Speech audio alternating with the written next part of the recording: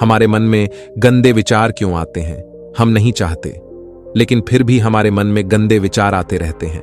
लेकिन मन हमारा सबसे बड़ा दोस्त और मन ही सबसे बड़ा दुश्मन क्यों है?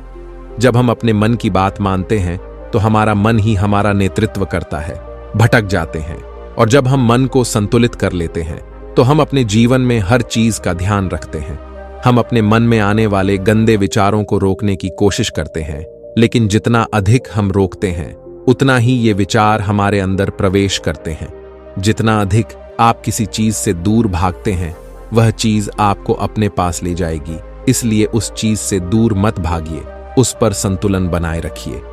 एक बार एक युवक गौतम बुद्ध के पास आया और गौतम बुद्ध से बोला कि ही बुद्ध, मेरे मन में इतने गंदे विचार क्यों आते हैं? मैं नहीं चाहता कि मेरे मन में गंदे विचार आए, पर मेरे मन में हमेशा काम वासना के विचार चलते रहते हैं और मैं इनके के बारे में सोच सोचकर बहुत परेशान हूं। मेरी ऊर्जा और समय यह सब सोचने में ही नष्ट हो जाता है और इन सब के विचारों की वजह से मैं कभी भी शांत नहीं रह पाता और मैं हमेशा ही स्त्रियों को देखकर मोहित हो जाता हूं, अपने आप को रोक ही नहीं पाता। बुद्ध मुस्कुराए और उन्होंने उसे युवक से पूछा, क्या तुम्हें पता है यह काम वासना होती क्या है? फिर लड़के ने उत्तर दिया और कहा, बुद्ध, मैं यह तो नहीं जानता कि काम वासना होती क्या है, पर हां, ये जो भी है बहुत बुरी चीज है। फिर बुद्ध ने उसे युवक से कहा कि सबसे पहले तो तुम यह समझना है कि प्राकृतिक रूप से जो भी चीज हमारे अंदर है वह बुरी नहीं है। हमारे जीवन में उसकी कुछ ना कुछ जरूरत है। वासना कोई बुरी बात नहीं है, यह तो हमारे मन की एक भावना है जो हमें किसी न किसी चीज की कमी का एहसास करवाती है और फिर हम उसे चीज को पाने के लिए उसे चीज की तरफ आकर्षित हो जाते हैं। जैसे अगर तुम्हारे पास धन की कमी है तो तुम में धन पाने की वासना उत्पन्न हो जाएगी। तो वासना कुछ और नहीं, बस एक प्रकार की कमी है जो कि एक प्रकार की जरूरत का एहसास है। और जब यह जरूरत शारीरिक हो तो हम इसे काम वासना कह देते हैं। युवक ने गौतम बुद्ध को कहा कि बुद्ध, मुझे काम वासना का मतलब तो समझ में आ गया, पर आप मुझे यह बताइए कि यह आती कहां से है और कैसे आती है। यह गौतम बुद्ध ने कहा कि काम वासना कहीं से आती नहीं है, यह तो हमारे अंदर ही होती है और इसका होना तो जरूरी भी है, तभी तो मानव जाति का विस्तार होगा। युवक ने कहा, जब यह हमारे अंदर ही है और जरूरी भी है तो फिर लोग इसे गलत क्यों बोलते हैं? बुद्ध ने कहा कि यही तो समस्या है, लोगों ने काम वासना को गलत तरीके से सोच लिया है, इसे छिपाने की दबाने की कोशिश करते हैं। काम वासना गलत नहीं है, बल्कि काम वासना का गलत तरीके से प्रयोग करना गलत बात है। लोग जिससे प्रेम करते हैं बस उसी के लिए जीने लग जाते हैं, उसे पाना ही अपना लक्ष्य बना लेते हैं और उसी के बारे में हमेशा सोचते रहते हैं, पर यह सब गलत है। बुद्ध ने युवक से कहा, क्या तुम्हें पता है जानवरों में भी कम वासना होती है? युवक ने उत्तर दिया, हां बुद्ध, जानवरों में भी काम वासना होती है, क्योंकि जानवर भी तो आखिर अपनी पीढ़ी को आगे बढ़ाएंगे। बुद्ध ने कहा, तो फिर हम जानवरों की काम वासना को गलत क्यों नहीं कहते? युवक ने कहा, मुझे नहीं पता महात्मा, आप ही मुझे बताइए। गौतम बुद्ध ने कहा कि जानवर अपनी काम वासना का प्रयोग आनंद प्राप्ति के लिए नहीं करते, वह तो सिर्फ संतान उत्पन्न करने के लिए काम वासना का उपयोग करते हैं। जानवरों को प्रकृति ने इतनी समझ नहीं दी कि वह काम वासना को अपने सुख का आधार बना सके, जबकि मनुष्य अपनी समझ के बलबूते पर प्रकृति में पाई जाने वाली प्रत्येक वस्तु को अपने सुख के लिए अपने प्रयोग करता है। हम इंसानों ने ही काम वासना को अपने सुख का साधन बना लिया है, जबकि प्रकृति ने तो हमें अपने वंश को आगे बढ़ाने के लिए दिया था, लेकिन इंसानों ने इसे अपने जीवन का परम लक्ष्य बना रखा है और इस तरह से काम वासना का बेलगाम हो जाना गलत है। युवक ने पूछा, महात्मा जी, ये कम वासना हम पर हावी क्यों होती है, क्यों यह बेलगाम हो जाती है? तब गौतम बुद्ध ने कहा कि सुनो, अब जो मैं तुम्हें बताऊंगा उसे तुम ध्यानपूर्वक सुनना, काम वासना का सारा खेल तुम्हें समझ आ जाएगा, तुम्हें तुम्हारे सारे सवालों का जवाब मिल जाएगा, बस तुम्हें ध्यान से सुनकर समझना है। फिर गौतम बुद्ध युवक को बताना शुरू करते हैं। एक बार की बात है, एक आश्रम में गुरु और उनके शिष्य रहा करते थे, जिससे रोजाना आश्रम के बाहर स्थित गांव में भिक्षा लेने के लिए जाते थे।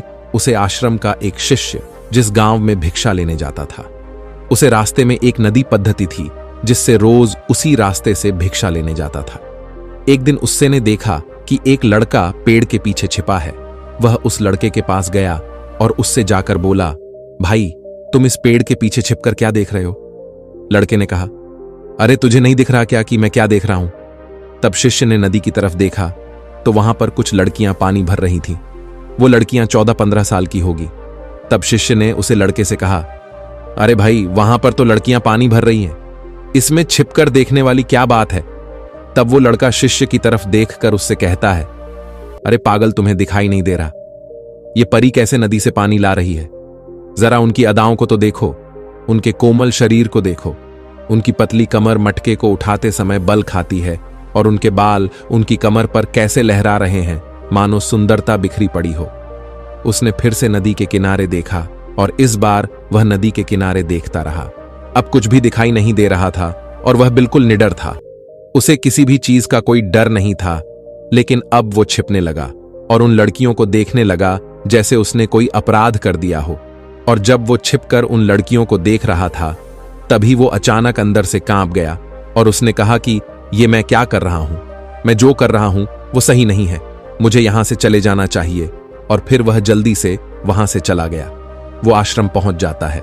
आश्रम जाकर वो अपने कार्यों में लग गया। लेकिन जो अभी वह देखकर आया था वही उसकी आंखों के सामने बार बार आ रहा था। उसके मन में वही दृश्य चल रहा था। उसका दिमाग सब कुछ देखने के लिए संघर्ष कर रहा था। उसका किसी भी कम में मन नहीं लग रहा था। सुबह होते ही वह रोज जल्दी ही भिक्षा के लिए आश्रम से निकल जाता और उस नदी के पास वाले पेट डी एच के पास जाता, जहां पर वह लड़का पहले से मौजूद रहता था। उसके साथ मिलकर लड़कियों को छुप छुप कर देखता था। अब वह ऐसा रोज करने लग गया, यह उसके रोज का काम हो गया। अब उस शिष्य का मन किसी भी कम में नहीं लगता था। वो हमेशा ही किसी न किसी प्रकार के विचार में उलझा रहता। वो आश्रम के कार्यों को भी ठीक ढंग से नहीं कर रहा था। न वो ठीक से सो पाता था, न वो ठीक से खाना खा पाता था। उसका मन बेचैन सा रहता था। उसका मन बार बार उन लड़कियों की खूबसूरती देखने को मचलता था। जब गुरु भिक्षा दे रहे थे तब भी उनका मन किन्हीं अन्य विचारों में खोया हुआ था। गुरु ने अपने शिष्य की इन हरकतों को भांप लिया था। फिर एक दिन गुरु ने शिष्य को अपने पास बुलाया और कहा कि आज से मैं भी तुम्हारे साथ भिक्षा मांगने चलूंगा। आप और मैं एक साथ भिक्षा मांगने जाएंगे। तभी शिष्य गुरु को माना करते हुए बोला, नहीं गुरुदेव, आप परेशान क्यों हो रहे हो? मैं अकेला ही ठीक से भिक्षा मांग सकता हूं। गुरु ने शिष्य से कहा कि ठीक है, तुम अकेले ही भिक्षा मांगने जाओ। जिससे वह तुरंत भिक्षा मांगने निकल पड़ा। सभी लोग उसे देखने के लिए उसके पीछे पीछे चलने लगे। थोड़ी दूर जाने पर गुरु ने देखा कि उनका शिष्य एक अपराधी की तरह एक लड़के के साथ पेड़ के पीछे छिपा हुआ है और छिपकर कुछ देख रहा है। गुरु भी अपने शिष्य के पीछे जाकर खड़े हो गए। उसका शिष्य क्या देख रहा है जिसे देखने के लिए वह एक अपराधी की तरह पेड़ के पीछे छिपा हुआ है? गुरु ने देखा कि उसका शिष्य पेड़ के पीछे छिपकर नदी से पानी ले रही लड़कियों को देख रहा है। तब गुरु ने शिष्य से कहा, क्या देख रहे हो? अपने मालिक की आवाज सुनकर वह डर गया और उसके पसीने छूटने लगे। वह ऐसे कांपने लगा जैसे उसने किसी चोर को चोरी करते समय पकड़ लिया हो। उसी से की हालत खराब हो गई। वो कुछ भी नहीं बोल पा रहा था। दूसरा का जो शिष्य के साथ था वहां से भाग गया। उसके मुंह से कुछ टूटे फूटे शब्द ही बाहर निकल रहे थे। वो अपने गुरु से नजर भी नहीं मिला पा रहा था। गुरु ने शिष्य की तरफ देखा और कहा कि मेरा शिष्य तो निर्भय था, उसे तो किसी भी चीज का डर नहीं था। लेकिन ये क्या, तुम तो भय के मारे कांप रहे हो। शिष्य ने गुरु से कहा कि मुझे माफ कर दो गुरुदेव, मेरा इसमें कोई दोष नहीं है। उस लड़के ने मुझे बहका दिया था, लेकिन आपसे मैं वादा करता हूं कि आज के बाद मैं ऐसा कभी दोबारा नहीं करूंगा। मुझे माफ कर दो गुरुदेव। गुरु ने शिष्य से कहा कि कोई बात नहीं, पर इस बात का तुम ध्यान रखना कि हम जैसी संगति करते हैं वैसा ही फल हमें प्राप्त होता है। हम जैसी संगति करते हैं उसके विचार हमारे अंदर प्रवेश करते हैं। इसीलिए अच्छी संगति करो जिससे तुम्हारे अंदर अच्छे विचारों का प्रवेश हो। फिर गुरु और शिष्य आश्रम लौट आए और फिर से शिष्य आश्रम के कार्यों पर ध्यान देने लगा। उसने उस रास्ते को छोड़ दिया और दूसरे रास्ते से जाने लगा। वो अपने कम को ध्यान से करता, लेकिन धीरे धीरे उसके अंदर क्रोध उत्पन्न हो गया और फिर वो दूसरे शिष्यों पर क्रोध करने लगा और बेचैन रहने लग गया। अब वो सही समय पर भोजन भी नहीं करता था, वो भोजन भी बहुत कम खाता था। एक रात गुरु शिष्य के पास आए और उसे बोले कि अब तक तुमने कितनी बार अपना वादा तोड़ दिया। यह सुनकर शिष्य अपने गुरु के चरणों में गिर गया और रोने लगा। रोते रोते ही उसने गुरु से कहा कि गुरुदेव, मैं कई बार अपना वादा तोड़ चुका हूं। फिर मैं वादा करता हूं, लेकिन हर बार जब मैं वादा तोड़ देता हूं तो मेरा मन मेरे वश में नहीं रहता। मैं बहुत कोशिश करता हूं कि अपने मन से सारे बुरे विचार निकाल दूं, लेकिन चाहकर भी मैं ऐसा नहीं कर पाता। फिर गुरु ने शिष्य को कहा कि चलो मेरे साथ। गुरु शिष्य को आश्रम के बगीचे में लेकर गए और शिष्य से कहा कि देखो, यहां पर कुछ नाली बनी हुई है जिससे नदी का पानी इन पौधों तक आ रहा है और यह पानी निरंतर गति से आगे बढ़ रहा है। क्या तुम इस पानी के बहाव को रोक सकते हो? शिष्य ने कहा कि हां गुरुदेव, मैं इस बहाव को रोक सकता हूं। फिर शिष्य ने मिट्टी उठाकर उस नाली में रख दी तो पानी थोड़ी देर के लिए रुक गया और फिर थोड़ी देर बाद उस मिट्टी के ऊपर से पानी बहने लगा। गुरु ने शिष्य से कहा, अरे ये क्या, ये तो पानी रुका ही नहीं। फिर से शिष्य ने कुछ कंकर पत्थर उठाकर उसे नाली में रख दिए और फिर थोड़ी देर के लिए पानी रुक गया, लेकिन फिर थोड़ी देर बाद ही उन कंकड़ पत्थर के ऊपर से पानी निकल आया। फिर गुरु ने कहा कि शिष्य, यह क्या हुआ? पानी तो फिर से बहने लग गया। तुम तो बोल रहे थे कि तुम इसे रोक दोगे। क्या हम किसी कम को रोकना चाहे तो क्या हम उसे रोक नहीं सकते? तब शिष्य ने कहा, कोई बात नहीं गुरुदेव, मैं इस पानी को तो आपको रोक के दिखाऊंगा। शिष्य फिर से एक बड़ा सा पत्थर लेकर आया और उसे नाली पर रख दिया और पानी रुक गया। तब गुरु से कहा कि देखा गुरुदेव, मैंने कहा था ना कि पानी को मैं रोक दूंगा। मैंने पानी को रोक दिखाया, आपकी बात मैंने पूरी कर दी। गुरु मुस्कुराए और बोले, अच्छा जरा ध्यान से देखो, पानी रुक गया क्या? वो तो पीछे की नाली तोड़कर बाहर निकल गया और अगल बगल से बह रहा है। और ध्यान से देखो, इस पत्थर की आगे भी आ गया और ये पानी अपना रास्ता बदलकर फिर से आगे की तरफ जाएगा। और फिर थोड़ी देर बाद ऐसा ही हुआ। फिर गुरु ने शिष्य को समझाया कि तुम्हारे साथ भी तो ऐसा ही चल रहा है। तुम बार बार प्रयास कर रहे हो, बड़े से बड़ा प्रयास कर रहे हो, पर हर बार तुम्हारा प्रयास टूट रहा है और यह हमेशा टूटता ही रहेगा। तुम कितना भी बड़ा पत्थर रख लो, लेकिन पानी तो अपना रास्ता बना ही लेगा। यह सब देखकर शिष्य ने गुरु से कहा कि ही गुरुदेव, क्या कोई तरीका नहीं है जिससे मैं गंदे विचारों से बाहर निकल सकूं और यह मेरे मन में आए ही ना? गुरु शिष्य को एक नदी के पास ले गए जहां से उसे बगीचे में पानी जा रहा था। गुरु ने शिष्य से कहा, वो पानी इसी नदी से जा रहा है।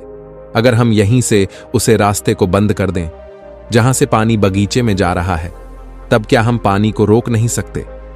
शिष्य ने कहा कि हां गुरुदेव, अवश्य ऐसा हो सकता है। मैं इस पानी को यहीं से बंद कर देता हूं, तब आगे की नाली में पानी जाएगा ही नहीं और फिर बगीचे में पानी जाएगा ही नहीं। फिर शिष्य नदी से जाने वाले रास्ते को बहुत मेहनत करके पत्थर और मिट्टी डालकर बंद कर दिया और गुरु से कहा कि गुरुदेव, मैंने पानी को बंद कर दिया है, अब यह पानी बगीचे में जाएगा ही नहीं। तब गुरु ने कहा, शिष्य से अगर पानी बगीचे में नहीं जाएगा तो पेड़ पौधों को पानी कहां से मिलेगा? उन पेड़ पौधों को तो पानी की आवश्यकता है और उन पेड़ पौधों में कुछ पेड़ पौधे तो ऐसे हैं जिनको रोज पानी की आवश्यकता है। वह तो मुरझाकर मर ही जाएंगे, उनका क्या होगा? पानी तो हमें खोलना ही होगा। शिष्य ने गुरु की बात सुनकर वापस नदी से जाने वाले पानी का रास्ता खोल दिया। तब गुरु ने शिष्य से पूछा, शिष्य, अगर हम इस नदी के पूरे पानी को बगीचे की तरफ मोड़ दें तो क्या होगा? तब शिष्य ने जवाब दिया कि गुरुदेव, वहां पर जितने भी पेड़ पौधे हैं वो गलकर नष्ट हो जाएंगे, वहां पर कुछ नहीं बचेगा। फिर गुरु मुस्कुराए और बोले, तुम इस बात को समझो कि हमें किसी भी चीज को रोकना नहीं है, बस हमें हमेशा संतुलन बनाए रखना है। कम पानी से भी पौधे नष्ट होते हैं और ज्यादा पानी से भी पौधे नष्ट होते हैं। हमारा जीवन संतुलन से ही चलता है। गुरु ने शिष्य से कहा कि अगर मैं तुम्हें कुछ कहूं कि तुम आम के बारे में मत सोचो, तो तुम्हारे मन में सबसे पहले किसका चित्र आएगा? शिष्य ने कहा कि गुरुदेव, मेरे मन में तो पहला चित्र आम का ही आएगा। गुरु ने कहा कि जब हम गंदे विचारों को जबरदस्ती रोकने का प्रयास करते हैं तो वह और मजबूती के साथ हमारे अंदर प्रवेश करते हैं, हमारे अंदर उठाते हैं। इसीलिए हमें उन्हें कभी भी दबाने की कोशिश नहीं करनी चाहिए। तब गुरु शिष्य के पास गए और बोले कि बुरे लोगों की संगति के कारण भी हमारे अंदर गंदे विचार आते हैं। कभी कभी ऐसा होता है कि हमारे अंदर कामुकता नहीं होती, लेकिन कुछ अश्लील लोगों के साथ रहने के कारण वह हम पर हावी हो जाती है। तब शिष्य ने कहा कि गुरुदेव, आप सही कह रहे हैं, मैं अपने लक्ष्य से भटक गया था। तब वह शिष्य रात को बहुत शांति से सोया, सुबह पूरे मन से अपना काम किया और फिर सुबह वहीं भिक्षा लेने चला गया, जहां वह लड़का आज भी पेड़ के पीछे छुपकर उन लड़कियों को देख रहा था। वो शिष्य नदी पर गया जहां वह लड़कियां पानी भर रही थीं। उसने उन लड़कियों से पानी मंगा। उन लड़कियों में से एक लड़की ने उसे पानी पिलाया और उसे सन्यासी शिष्य के चरण छुए शिष्य ने उसे आशीर्वाद दिया कि तुम्हारा कल्याण हो। शिष्य का मन सकारात्मक ऊर्जा से भर गया। उसके चेहरे पर मुस्कान आ गई थी, जैसे उसे कोई खोई हुई चीज वापस मिल गई हो। वह अपने रास्ते पर वापस जाने लगा। तभी पीछे से वह लड़का आया जो पेड़ के पीछे छिपा था। वह शिष्य के पास आया और बोला कि क्या बात है, आज तुमने करीब से देखा है, आप तो मुझसे आगे निकल गए। तब शिष्य ने कहा कि हम हमेशा दूसरे के दर्शन करने में ही व्यस्त रहते हैं, अपने दर्शन कर ही नहीं पाते। तुम कब तक इस पेड़ के पीछे छुपाते रहोगे? किसी को पसंद कर लो, उससे बोल दो। अगर वो भी तुम्हें पसंद करती है तो शादी कर लो और उससे पहले तुम कुछ बन जाओ। अपने आप को पहचान लो, ऐसे अपना समय बर्बाद मत करो। फिर वह लड़का रोज उससे मिलने लगा और उसे लड़के ने नदी पर जाना छोड़ दिया। और फिर वो लड़का अपने जीवन में कुछ बनने के लिए संघर्ष करने लगा। तो तुमने देखा संगति का असर क्या होता है। अपनी संगति बदलो, अपने विचार बदलो। बुद्ध ने युवक से पूछा कि क्या तुम्हें तुम्हारे सारे सवालों का जवाब मिल गया? तब युवक ने कहा कि हाँ महात्मा जी, आपका बहुत बहुत धन्यवाद। तब गौतम बुद्ध ने युवक से कहा कि जब तुम्हारे मन में गंदे विचार आए तब आप अपने आप को दोषी मत मानो। यह शरीर है और यह सब हजारों वर्षों से सिखाया गया है। एक केवल तुम्हारे सोच लेने से, शपथ लेने से ये टूटने वाला है नहीं, लेकिन तुम्हारे पास वो शक्ति है, वो ऊर्जा है जिसका तुम्हें संतुलन उपयोग करना है। तुम एक जीवित ऊर्जा हो जो कुछ भी अनुभव करने के लिए स्वतंत्र है, जो निर्माण करने के लिए स्वतंत्र है। इसीलिए तुम अपने आप को पहचानो। यह बोलकर गौतम बुद्ध मौन हो गए और वो युवक वहां से चला गया।